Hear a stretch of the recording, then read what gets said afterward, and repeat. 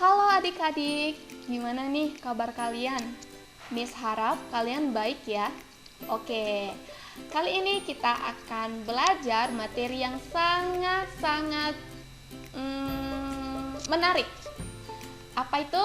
Yaitu relasi dan fungsi. Jadi siapa nih di antara kalian yang sudah pernah mendengar istilah dari relasi dan fungsi? Belum? Oke, jadi sekarang kita belajar ya mengenai relasi dan fungsi. Adapun submateri pembelajaran kita hari ini yaitu apa pengertian dari relasi, bagaimana cara menyatakan relasi, dan apa pengertian dari fungsi. Relasi. Sebelum kita mengetahui pengertian dari fungsi, kita coba pecahkan satu masalah ini. Coba adik-adik lihat, ini ada gambar di mana ini merupakan kumpulan anak yang terdiri atas Tino, Atu, Togar, dan Nia. Berada di sebuah toko alat tulis. Mereka berencana membeli buku dan alat tulis, di mana Tino berencana membeli buku tulis dan pensil, Ayu membeli penggaris dan penghapus, Togar membeli ballpoint, buku tulis dan tempat pensil, sedangkan Nia membeli pensil dan penggaris.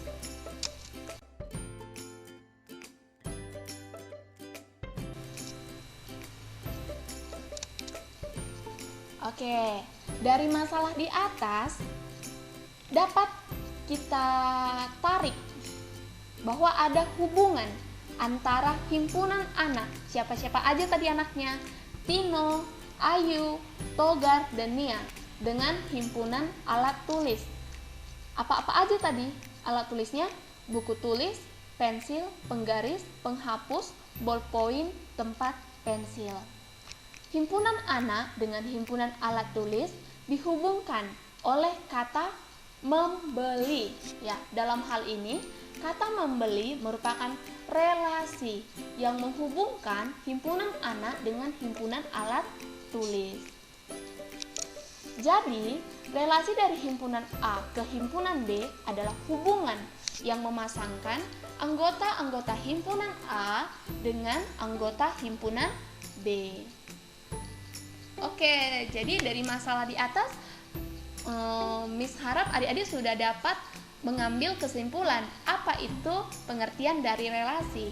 Oke, sama-sama kita baca ya, apa itu pengertian dari relasi. Relasi atau hubungan dari suatu himpunan ke himpunan lain adalah pasangan anggota-anggota suatu himpunan dengan anggota-anggota himpunan.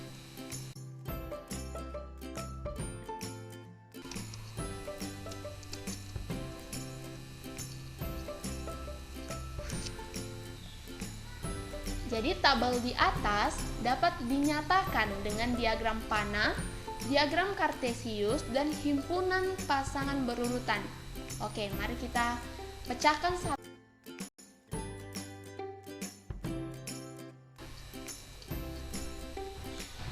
A. Diagram panah. Jadi dari data tersebut kita buat dia diagram panah. Pertama kita petakan dia. Pertama kita definisikan dia. Si A itu anggotanya siapa-siapa aja. Buyung, Doni, Vita, Putri. Si B anggotanya IPS, kesenian, keterampilan, olahraga, matematika, IPA, bahasa Inggris.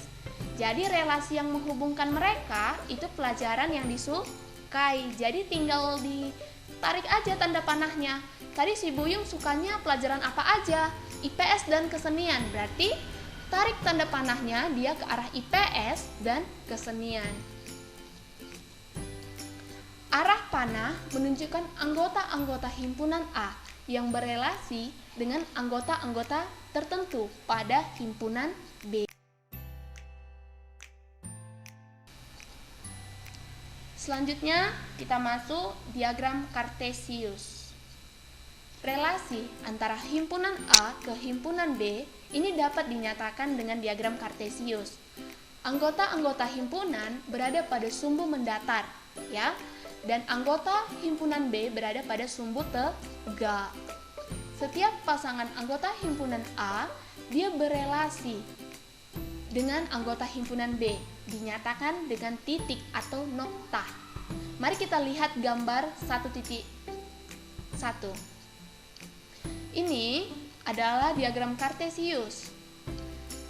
Ini sumbu mendatar, nama-nama anak.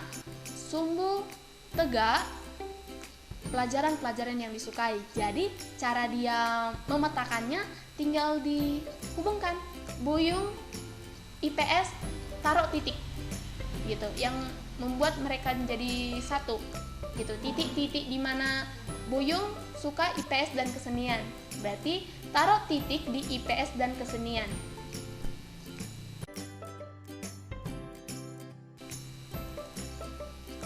Selanjutnya, himpunan pasangan berurutan. Himpunan pasangan berurutan pada tabel 1.1 sebagai berikut.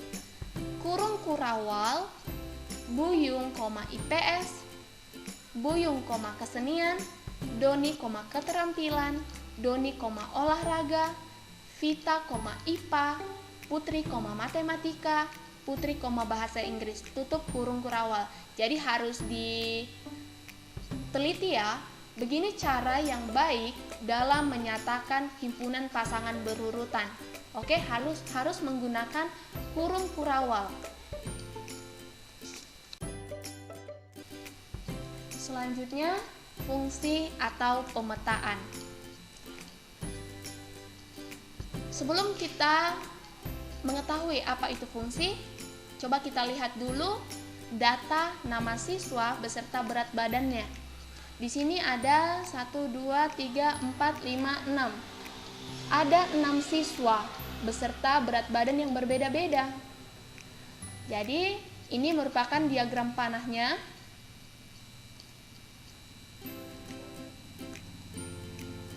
Gambar 1.4 merupakan diagram panah yang menunjukkan relasi berat badan dari data 1.2.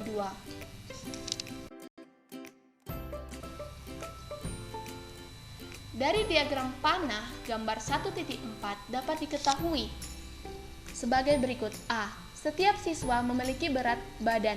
Ya, hal ini berarti setiap anggota A mempunyai kawan atau pasangan dengan anggota B. B. Setiap siswa memiliki tepat satu berat badan. Hal ini berarti setiap anggota A dia mempunyai tepat satu kawan atau pasangan dengan anggota B.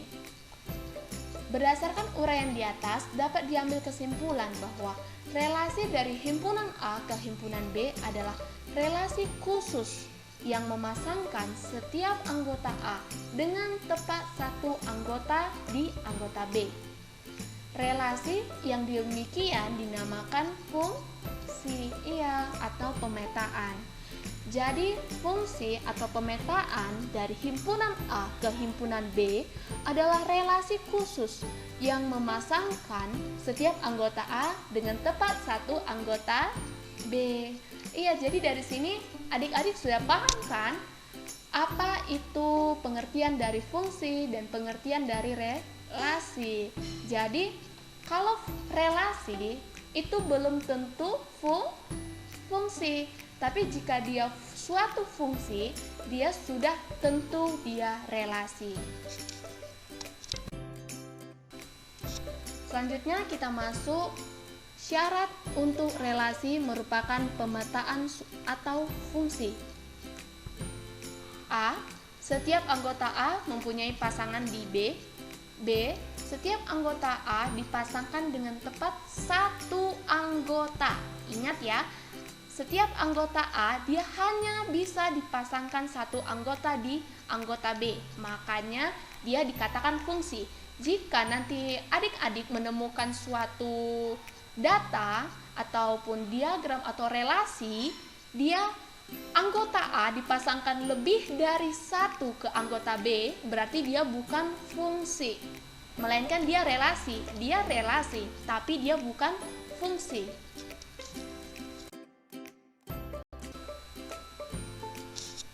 Selanjutnya, notasi dan nilai fungsi. Oke, sama-sama kita lihat gambar 1.5 ya. Diagram di atas menggambarkan fungsi yang memetakan X anggota himpunan A ke Y anggota himpunan B. Notasi fungsinya dapat ditulis sebagai berikut. Memetakan X anggota A ke Y anggota B, himpunan A disebut domain atau daerah asal. Himpunan B disebut kodomain atau daerah kawan.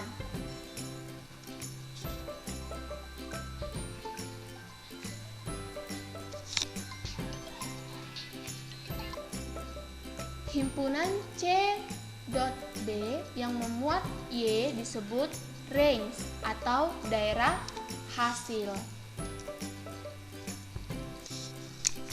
Selanjutnya, Y sama dengan Fx disebut bayangan atau peta X oleh fungsi F. Variabel X dapat diganti dengan sebarang anggota himpunan A dan disebut variabel bebas. Adapun variabel Y anggota himpunan B yang merupakan bayangan X oleh fungsi F ditentukan bergantung pada oleh aturan yang didefinisikan dan disebut variabel bergantung. Selanjutnya, misalkan bentuk fungsi Fx sama dengan Ax ditambah B untuk menentukan nilai fungsi untuk X tertentu dengan cara mengganti atau mensubstitusi nilai X pada bentuk fungsi Fx sama dengan Ax ditambah B. Pertanyaannya, tentukan domain, kodomain, range, bayangan dari 1, 2, 3, 4, dan 5 oleh fungsi F. Oke, adik-adik bisa coba cari ya. Kita lanjut ya.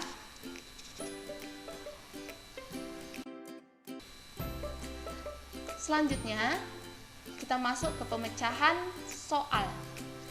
Diketahui fungsi f didefinisikan sebagai fx sama dengan 2x kuadrat dikurang 3x tambah 1. Tentukan nilai fungsi fx untuk i x sama dengan 2, 2x sama dengan min 3. Oke, jadi di sini kita coba cari dulu domain, kodomain, range, bayangan 1 oleh F, bayangan 2 oleh F. Oke, adik-adik bisa lihat ya. Diketahui fungsi fx sama dengan 2x kuadrat dikurang 3x ditambah 1. Substitusi nilai x sama dengan 2 ke fungsi fx sama dengan 2x kuadrat dikurang 3x ditambah 1. Sehingga kita dapat hasilnya F2 sama dengan 3. Selanjutnya, kita substitusi nilai X sama dengan min 3 ke fungsi Fx. Jadi kita dapat F3, F min 3 sama dengan 28.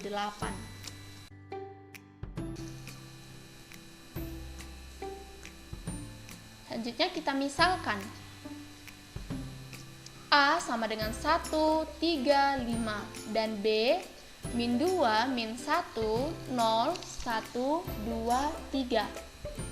Jika fungsi FAB ditentukan oleh fx sama dengan x dikurang 2, maka kita dapat F1-nya min 1, F3-nya 1, dan F5-nya 3. Oke, selanjutnya kita coba buat yang telah kita apakan tadi ke diagram panah dan diagram kartesius. Berikut diagramnya.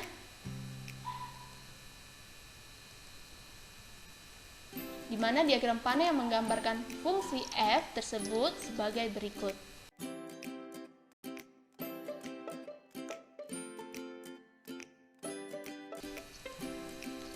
Himpunan pasangan berurutan dari fungsi f tersebut adalah 1,1, 3,1, 5,3.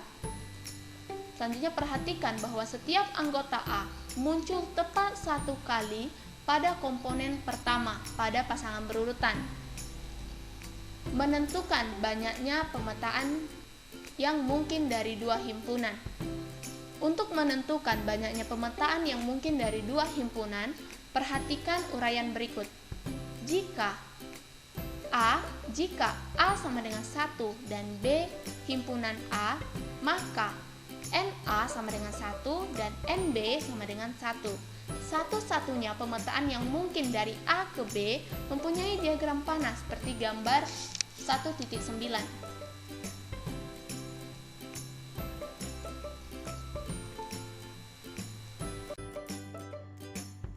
B, jika A himpunan 1,2 dan B A, maka NA sama dengan 2 dan NB sama dengan 1. Pemetaan yang mungkin dari himpunan A ke B tampak seperti gambar diagram pada gambar 1.10.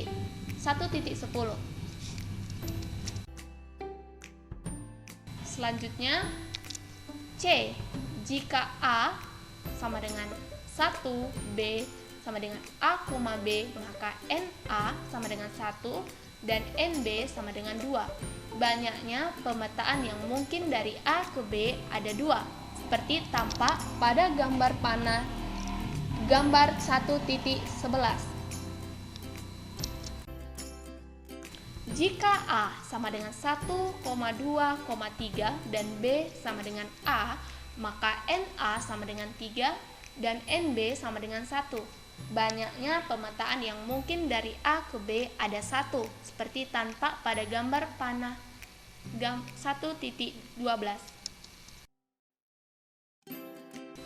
E, jika A sama dengan 1 dan B sama dengan A, B, C, maka NA sama dengan 1 dan NB sama dengan 3. Banyaknya pemetaan yang mungkin dari A ke B ada 3, seperti tampak pada diagram panah berikut ini. F, jika A sama dengan 1,2 dan B sama dengan A, B, maka NA sama dengan 2 dan NB sama dengan 2. Banyaknya pemetaan yang mungkin dari A ke B ada 4, seperti tampak pada diagram panah gambar 1.4. G, jika A sama dengan 1, 2, 3 dan B sama dengan A, B, maka NA sama dengan 3 dan NB sama dengan 2. Banyaknya pemetaan yang mungkin dari A ke B ada 8, seperti tampak pada diagram panah gambar 1.15. Dengan mengamati uraian tersebut, untuk menentukan banyaknya pemetaan dari suatu himpunan A ke himpunan B dapat dilihat pada tabel berikut ini.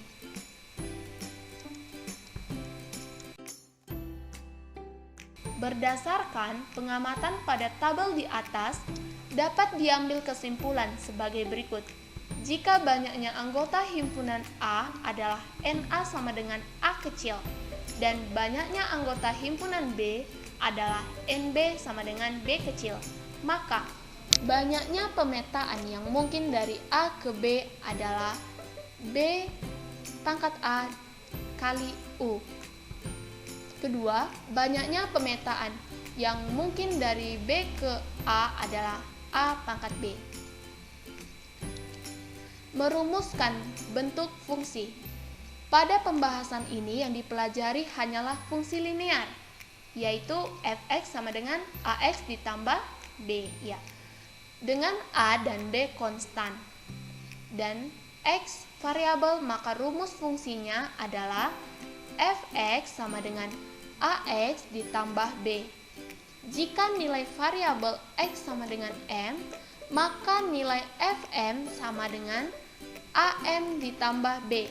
Dengan demikian, dapat ditentukan bentuk fungsi f jika diketahui nilai-nilai fungsinya.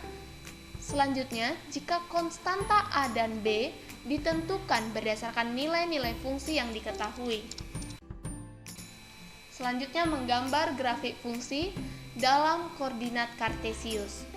Misalkan, X peubah pada himpunan M sama dengan 0, 1, 2, 3, 4 dan fungsi F sama dengan fx sama dengan 2x ditambah 1 dari himpunan M ke himpunan bilangan cacah. Untuk memudahkan cara menulis maupun membaca fungsi dari setiap X, maka dibuat dalam bentuk gambar berikut.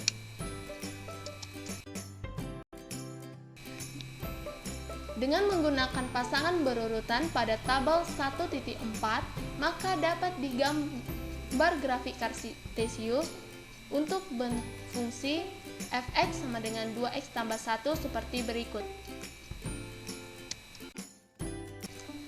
Gambar 1.16a adalah grafik fungsi fx sama dengan 2x tambah 1 dengan peubah pada 0, 1, 2, titik 4 yang ditunjukkan dengan titik-titik pada gambar. Sedangkan gambar 1.16b adalah grafik fungsi fx sama dengan 2x ditambah 1 dengan x peubah pada himpunan semua bilangan positif dan 0 yang ditunjukkan dengan garis yang melalui titik-titik pada grafik 1.16a.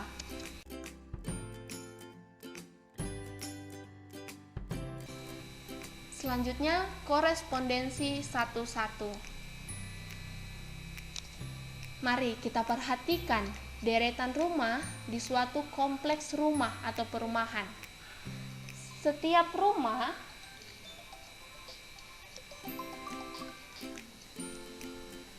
selanjutnya korespondensi 1-1. Ya, di korespondensi 1-1 ini, ayo siapa di sini adik-adik yang pernah melihat kompleks rumah atau perumahan? Ada yang pernah? Oke. Di mana setiap rumah memiliki nomor rumah tertentu yang berbeda dengan nomor rumah yang lain. Benar tidak? Ya.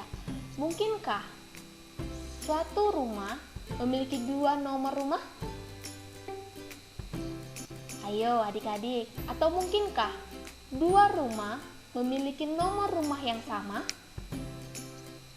Tentu saja jawabannya tidak. Ya, keadaan sebuah rumah memiliki 1 nomor rumah atau 1 nomor rumah dimiliki oleh sebuah rumah dikatakan sebagai korespondensi 1-1. Contoh lain yang menggambarkan korespondensi 1-1 sebagai berikut. 6 orang siswa bermain bola voli dengan nomor punggung 301 sampai 306.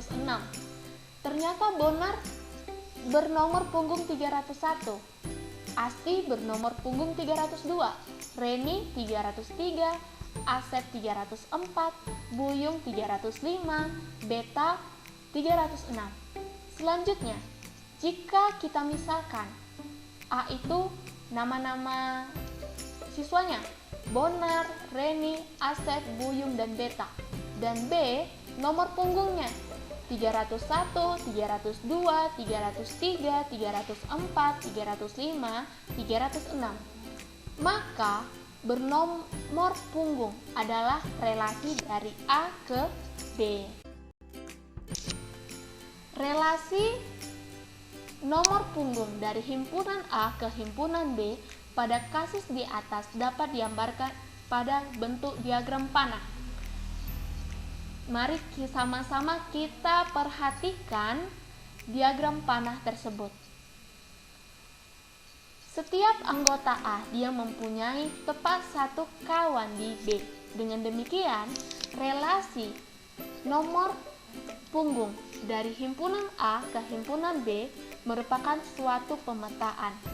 Selanjutnya, amati setiap anggota B yang merupakan peta atau bayangan dari anggota A dikawankan dengan tepat 1 anggota di himpunan A. Pemetaan dua arah seperti contoh di atas disebut korespondensi satu-satu atau perkawanan satu-satu. Berdasarkan uraian di atas, dapat disimpulkan korespondensi satu-satu adalah fungsi yang memetakan anggota dari himpunan A dan B, di mana semua anggota A dan B dapat dipasangkan sedemikian sehingga setiap anggota himpunan A berpasangan dengan tepat satu anggota B dan setiap anggota B berpasangan dengan tepat satu anggota A. Jadi banyak anggota himpunan A dan B ini harus sama, ya kan? Atau NA ini sama dengan NB.